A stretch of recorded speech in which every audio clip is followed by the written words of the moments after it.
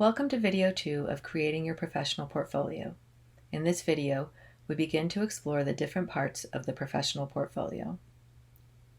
You will learn about 3 of the 5 elements that make up a professional portfolio: the welcome page, the professional statement, and institutional documents. First, the welcome page and institutional documents.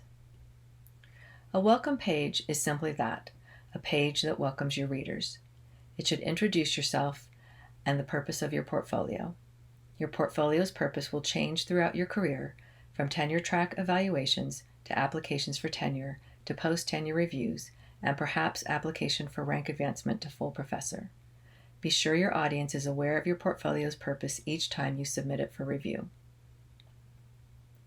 Institutional documents are the official documents of the faculty evaluation process. Forms 1, 3, and 5, letters of evaluation, and letters of tenure or rank advancement. These documents can be scanned as PDFs and uploaded as links in this section of the portfolio.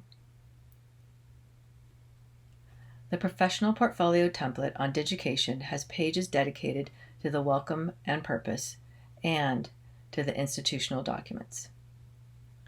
These 2 portfolio elements are relatively straightforward. The professional statement comes next and is a bit more complicated. Your professional statement represents who you are as an educator. It covers your teaching responsibilities, your teaching philosophy, objectives, and methodologies.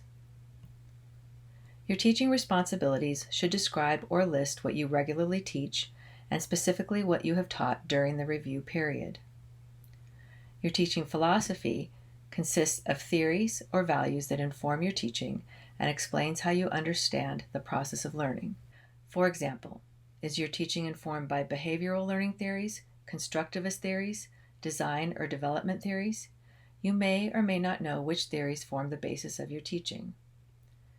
If you feel unsure about putting your teaching philosophy into words, faculty development and Writing Across the College can provide you with support.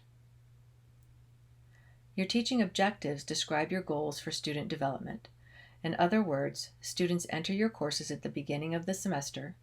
How do you expect them to change by the end of the semester?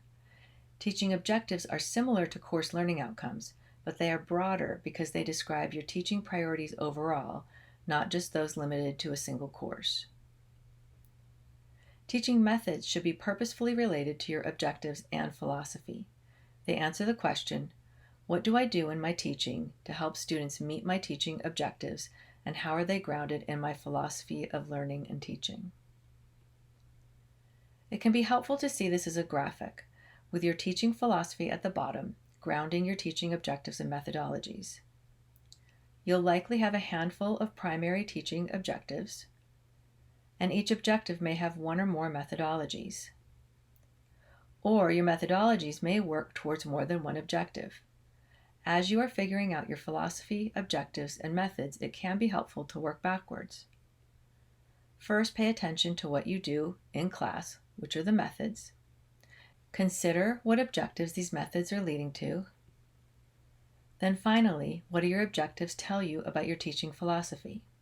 Remember that the Writing Across the College program and faculty development can help you with writing this statement at any time. In the Digication template, your professional statement sits just between the welcome and the institutional documents.